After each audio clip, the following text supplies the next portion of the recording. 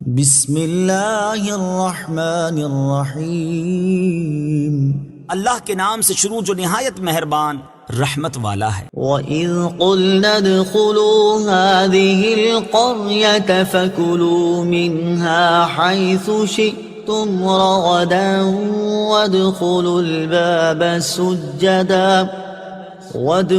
الْبَابَ سُجَّدًا وَقُولُوا حِطَّةٌ نَغْفِرْ لَكُمْ خَطَايَاكُمْ وَسَنَزِيدُ الْمُحْسِنِينَ۔